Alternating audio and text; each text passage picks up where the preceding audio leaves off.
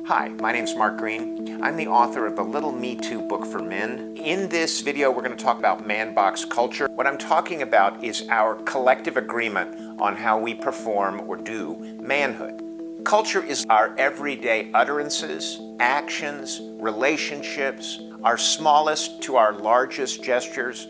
They all make up culture. Culture is also our laws, our policies, our institutions, and it is in the small daily interactions of culture that we ultimately arrive at the larger institutional manifestations of it.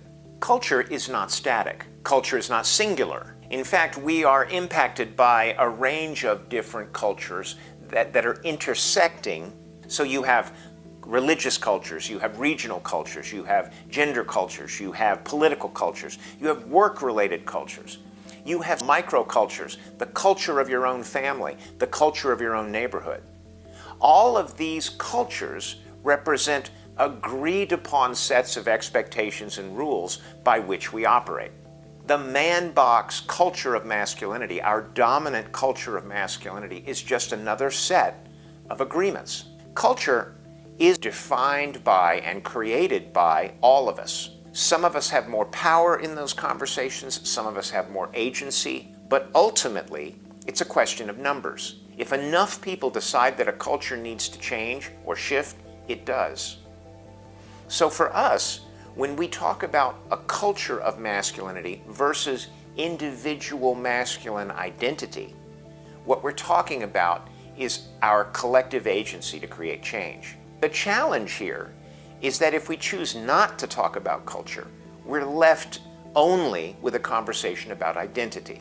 So when we talk about something like toxic masculinity, instead of toxic culture of masculinity, individual men may take that as a critique of their own identity, and there's a reason for this. Remember, the first rule of Manbox culture is don't show your emotions. So when we talk about hiding our emotions, what we're talking about is hiding our authentic response to the world we live in. In that moment, we are eliminating any possibility of self-reflection, because self-reflection is done in relationship with other people. And it is only through self-reflection that we can learn that the process of exploring identity is not an attack on identity. It is the raising of questions about how we arrived at our identity. Look, I completely agree that some men are just argumentative around the question of identity. They just don't feel like they should be answerable to anyone. I fully understand that for some men, a conversation about toxic masculinity is not threatening to them at all. That they understand that toxic modifies the word masculinity, just like healthy can modify the word masculinity. But for some men, a conversation about masculinity that can be inferred to reflect on personal identity can be hugely challenging, because Manbox culture is a culture of conformity around a very narrow set of ideas about what manhood is.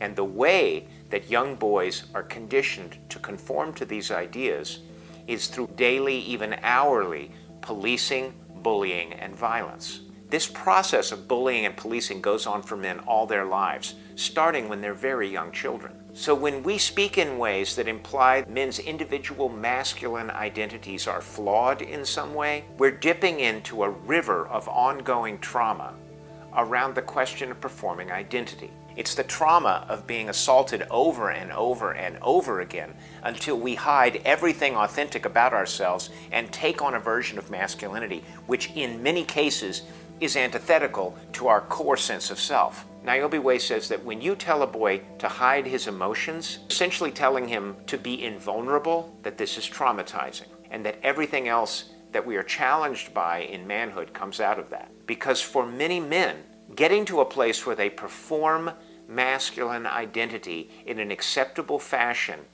included a traumatic process of stripping away many authentic parts of themselves. And so when we have a conversation that talks about masculine culture, we create a little breathing room for men who have been policed brutally all their lives around the question of identity, who are still being policed around the question of identity, not only by the men in their lives, but very likely by the women as well. When we talk about toxic culture of masculinity, when we talk about Manbox culture, when we put the focus on the overarching agreements that both men and women have made to define masculinity, then we can begin to have a conversation that creates agency and empowerment for people to make the small and large shifts daily in terms of how that culture operates.